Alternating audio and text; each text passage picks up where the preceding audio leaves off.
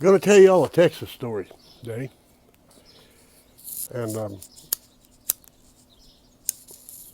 I'm sure you're going to enjoy it. It's mostly true. I didn't put a whole lot of lie in it. But anyway, once upon a time, about 1872, there was this guy named Silas. He was 70 some odd years old. He fought with General Sam against Mexico when we invaded Mexico. He fought with Andrew Jackson down in New Orleans. He retired to Alabama. Got down there in Alabama and he set up his family, retired with them. He had a couple of sons. You got to understand that Silas, he never lost a war. Never lost a war in his life. So when the war of the Northern Invasion came along, he sent his sons off to go ahead and beat them Yankees, hurry up and get back home before harvest time. And they came home about 4 years later and then lost the war. Well, old Silas, he didn't understand that. But his oldest son was named Gentry. And Gentry, under modern conditions, would probably be said he had post-traumatic stress disorder. And so he got him a job at the local sawmill.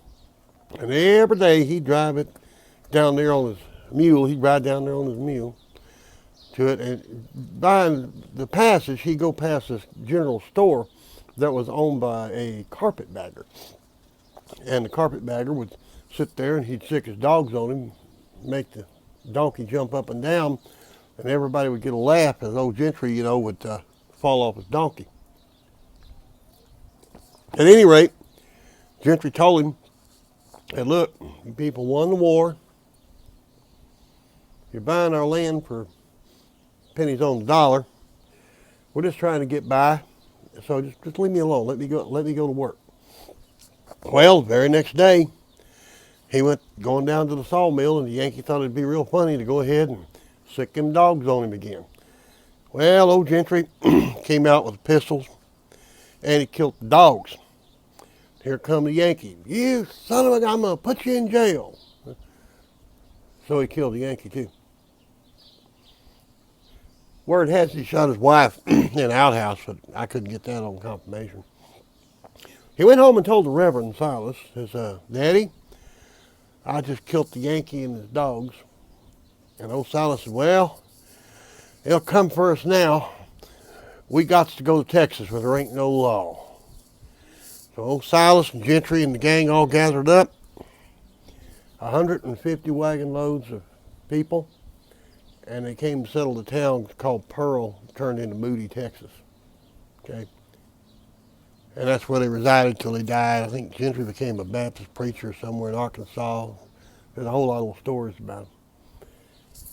Well, that's my family, folks. That's my ancestors that did that. I want you to make special note. We got to go to Texas where there ain't no law. Okay. He didn't mean that Texas was a lawless territory where nobody did anything except outlaw stuff. What he meant it was that in Texas, he didn't generally have to put up with, well, frankly, the kind of nonsense that we're putting up with today.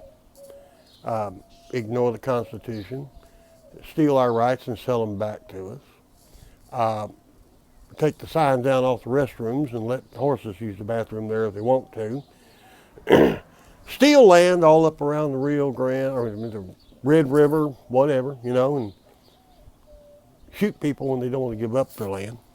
All these kinds of things. Because, see, Texas represented freedom.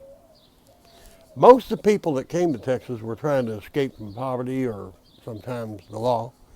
But they came here for a new start because they knew that the nonsense that had festered in Philadelphia throughout the country hadn't quite filtered to Texas yet.